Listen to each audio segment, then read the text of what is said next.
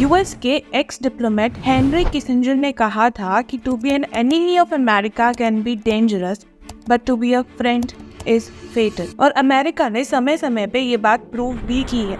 इस वीडियो में जानेंगे एक और प्रमाण जो इस बात को इन नियर फ्यूचर सिद्ध कर सकता है। क्या यूएस हमारे पड़ोस में एक नया देश बना रहा है?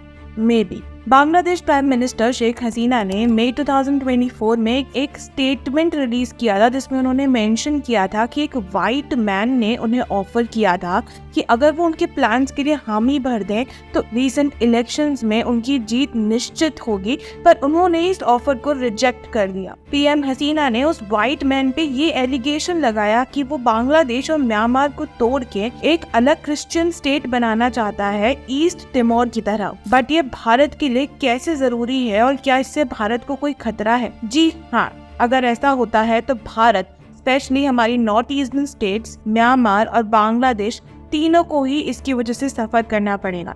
कैसे, ये जानने के लिए वीडियो को एंड तक जरूर देखना। However, शेख हसीना ने अपने स्टेटमेंट के थ्रू कोई डायरेक्ट रेफरेंस या डिटेल्स शेयर नहीं की, बट अगर डॉट्स को कनेक्ट करें तो ये इशारा यूएस की एक कॉन्स्पिरेसी की ओर है।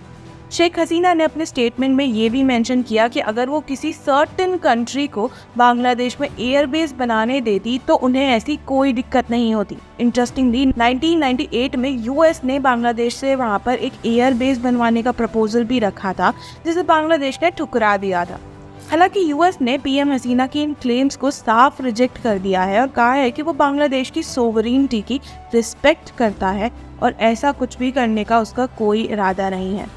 लेकिन यूएस के एक्शंस कुछ और ही बता रहे हैं। और खैर, ऐसे ही सिमिलर रूमर्स और यूएस के अगेंस्ट बांग्लादेश के मानपुरा आइलैंड को लेके 1971 में भी फैले थे। गौरतलब है कि बांग्लादेश पीएम के थ्रू ये ऑफर डिक्लाइन होने के बाद यूएस ने बांग्लादेश में हुए हाल ही के इलेक्शंस को अनडेमोक्रेटिक बताया। इनफैक्ट यूएस कहीं ना कहीं बांग्लादेश के पॉलिटिकल मैटर्स में अत्यधिक इंटरवीन करने लग गई, जो कि अजीब था और कहीं ना कहीं इररिलेवेंट भी। और यूएस अक्सर ऐसे सिमिलर नैरेटिव्स और पॉलिटिकल प्रेशर के जरिए अपना इन्फ्लुएंस बाकी कंट्रीज पे बढ़ाता है। जैसे चाइना अपनी डेट ट्रैप पॉलिसी और दूसरे देशों पे कंट्रोल करता है, अमेरिका या तो इकोनॉमिक एड्स के थ्रू, सैंक्शंस के थ्रू या पॉलिटिकल प्रेशर के थ्रू अपनी हेजेमनी बाकी देशों पे इम्पोज करता आया है। पर ये कौन सी जगह है जिसे अमेरिका क्लेम करना चाहता है? It is Saint Martin's island, जो कि बे ऑफ बंगाल के नॉर्थ ईस्टर्न पार्ट में लोकेटेड है, तकरीबन 9 kilometre south of Cox's Bazar Teknaf peninsula near Myanmar. US का इस आइलैंड में इंटरेस्ट इसके स्ट्रैटेजिक लोकेशन की वजह से आ रहा है और इस लैंड को ऑक्यूपाई करके यहाँ अपनी पपेट गवर्नमेंट को बैठाने का यूएस का इरादा काफी सोचा समझा मूव है, जिससे यूएस एक तीर से कई निशाने लगा पाएगा। हालांकि थोड़ा रिवाइंड करें तो अमेरिका और बांग्लादेश काफी अच्छे बायलैटरल रिलेशंस शेयर करते थे। इनफैक्ट 2022 में तो इन दोनों कंट्रीज ने अपने बायलैटरल रिलेशनशिप की गोल्डन जुबली यानी 50 ईयर सेलिब्रेट करी थी।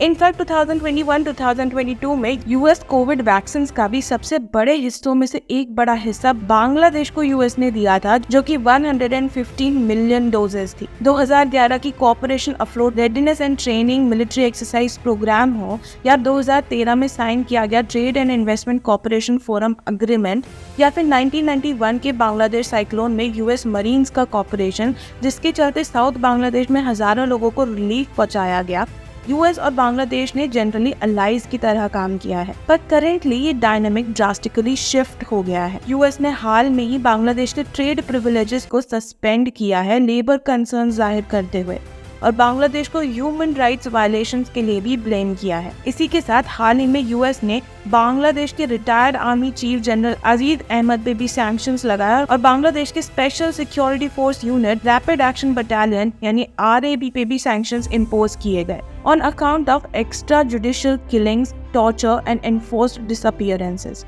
इंटरेस्टिंगली ये आरएबी यूएस और यूके के सपोर्ट से ही फॉर्म की गई थी 2003 में। खैर, ऐसा नहीं है कि बे ऑफ बंगाल रीजन में यूएस का इंटरेस्ट अभी जगह है। इनफैक्ट इस रीजन में यूएस सालों से, इनफैक्ट 1950s से अपनी प्रेजेंस बढ़ाने की कोशिश कर रहा है। इनिशियली यूएस ने पाकिस्तान को अपना मोहरा बनाया था, बट जैसे ही यूएस को ये समझ में आया कि पाकिस्तान अब एक फेल्ड स्टेट है, उसने अपने निशाने की दिशा बदल दी। इसके बाद जैसे कि मैंने पहले भी मेंशन किया, 1971 में मानपुरा आइलैंड के रिगार्डिंग भी यूएस के लिए काफी रूमर्स उड़े थे। इन एडिशन 1988 में सिंगापुर के शांगी एयरपोर्ट पे अमेरिका ने एक एयर बेस बनाया था, पर उसकी लोकेशन अमेरिका के लिए स्ट्रेटेजिकली बेनिफिशियल ना होने के कारण उसे बंद कर दिया गया। चलिए अब जानते हैं आखिर यूएस इस बे ऑफ बंगाल रीजन में अपनी प्रेजेंस बढ़ाना क्यों चाहता है। देखिए, ये रीजन यूएस को साउथ ईस्ट और मिडिल ईस्ट के अराउंड एक अच्छा खासा एक्सेस प्रोवाइड करता है, जिसके चलते अमेरिका इन रीजन्स में अपना इन्फ्लुएंस और कंट्रोल बढ़ा सकता है। इसके अलावा चाइना और यूएस की कोल्ड वॉर के चलते सेंट मार्टिन्स पे यूएस का कंट्रोल उसे उस रीजन में अच्छा खासा स्टेक होल्डर बना देगा, जिससे यूएस चाइना की स्ट्रैटेजीज जैसे बेल्ट एंड रोड इनिशिएटिव और उसकी वॉल्फ वॉरियर डिप्लोमेसी को इजीली काउंटर कर पाएगा और उसको अपने अलाइज पे भी कम डिपेंडेंट रहना पड़ेगा। इसके अलावा एक मेजर रीजन यूएस का यहाँ इंटरेस्ट दिखाने का है स्ट्रेट ऑफ मलाका, जहाँ से चाइना की 75% ट्रेड फैसिलिटेट होती है और 3.5 ट्रिलियन यूएसडी की ग्लोबल ट्रेड वॉल्यूम यहाँ से एनुअली पास होता है। एडिशनली साउथ पैसिफिक रीजन, जो कि स्ट्रेट ऑफ मलाका के आसपास का ही रीजन है, वो दुनिया की 60% जीडीपी जनरेट करता है, जो इस रीजन में यूएस की प्रेजेंस को और भी ज्यादा रीजनेबल बना देगा। To add on, China consistently अपनी एक्सपेंशनिस्ट पॉलिसीज इंप्लीमेंट कर रहा है और साउथ चाइना सी पे अपना कंट्रोल चाइना ने जमा रखा है। सेंट मार्टिन्स पे अमेरिकन कंट्रोल के बाद चाइना को इस रिस्पेक्ट में एक मेजर सेटबैक मिलेगा, यानी सेंट मार्टिन्स आइलैंड यूएस के लिए हर तरह से एक स्ट्रेटेजिक पॉइंट है और उसकी हेजेमनी को वापस से रेस्टोर करने में एक मेजर रोल प्ले करेगा। यूएस का इस रीजन में इन्वॉल्वमेंट चाइना और ताइवान इशू के लिए भी बहुत क्रिटिकल रहेगा, पर अमेरिका की इन सभी चालों को चाइना भी बखूबी समझता है और स्ट्रेट ऑफ मलाका पे अपनी डिपेंडेंस को रिड्यूस करने के लिए चाइना ने थाईलैंड के सामने एक मैन मेड कैनाल यानी थाई कैनाल का प्रपोजल भी रखा था, जिससे चाइना के लिए मलाका के अलावा एक ऑल्टरनेट रूट तैयार हो रहा था, बल्कि 1200 किलोमीटर तक की शिपिंग डिस्टेंस और शिपिंग कॉस्ट भी रिड्यूस हो रही थी। पर थाईलैंड ने उस टाइम चाइना का ये ऑफर डिक्लाइन कर दिया था। हालांकि 2020 में थाईलैंड ये ऑफर वापस से कंसिडर कर रहा है और ये काफी हद तक पॉसिबल है कि चाइना के प्रेशर में आकर इवेंचुअली थाईलैंड को हामी भरनी ही पड़े, जिससे यूएस का काफी नुकसान होगा। अमेरिका की इन्हीं इंटरेस्ट के चलते उसने साउथ एशियन कंट्रीज के साथ अपनी अलायंस को स्ट्रॉन्ग भी किया है और कई फोरम्स और पैक्ट्स के थ्रू यहाँ अपनी प्रेजेंस बढ़ाने की कोशिश भी की है, जैसे कि India middle east Europe economic corridor, जिसमें यूएस एक बड़ा स्टेक होल्डर है, और क्वाड्रिलेटरल सिक्योरिटी डायलॉग, जो कि एक ऑस्ट्रेलिया, इंडिया, जापान और यूएस का अलायंस है, प्राइमरीली चाइना को कम्बैट करने के लिए। ऑल्दो ऐसा नहीं है कि यूएस सिर्फ ऑफिशियल चैनल्स के थ्रू अपने एम्बिशंस की तरफ काम कर रहा है, बल्कि कई बैक चैनल्स भी हैं जिसके तहत यूएस इस रीजन में अनस्टेबिलिटी लाने का प्रयास कर रहा है, जिससे वो उसका फायदा उठा सके। जैसे कि अगर आप नोटिस करें तो म्यांमार, बांग्लादेश और नॉर्थ ईस्ट इंडिया तीनों ही इस समय काफी अनस्टेबिलिटी और वायलेंस से गुजर रहे हैं।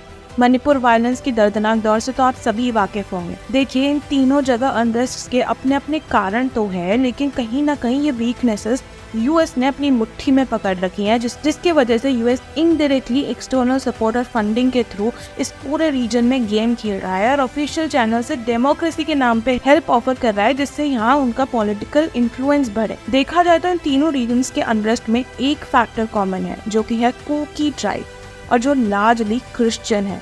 इनफैक्ट नागालैंड, मिजोरम और मेघालय, इन तीनों नॉर्थ ईस्टर्न स्टेट्स में लोगों का मेजर रिलीजन क्रिश्चियनिटी ही है। जब मणिपुर में वायलेंस हो रहा था तो यूएस भारत में पीस, माइनॉरिटी राइट्स और ह्यूमैनिटेरियन एजेंडाज को लेकर एकदम से बहुत एक्टिव हो गया था, और इनफैक्ट उसने भारत में अपना एक डेलीगेशन भी भेज दिया था, जिसका पर्पस भारत में इन्हीं चीजों पे स्टडी करना था। और दूसरी तरफ मणिपुर में वायलेंस एक काफी ऑर्गेनाइज्ड फॉर्म में पूरी कॉम्बैट यूनिफॉर्म्स, मॉडर्न वेपन्स और इक्विपमेंट्स के साथ गद्दी पे था, जो कि बिना एक्सटर्नल सपोर्ट के मुमकिन नहीं था। इसके अलावा म्यांमार और मणिपुर दोनों जगह ही जॉर्ज सोरोस, जो कि एक अमेरिकन बिलियनियर एंड फिलैंथ्रोपिस्ट है, उनका नाम सामने आ रहा था, जिसके भी कई सोर्सेज के अकॉर्डिंग CIA से डायरेक्ट लिंक्स थे।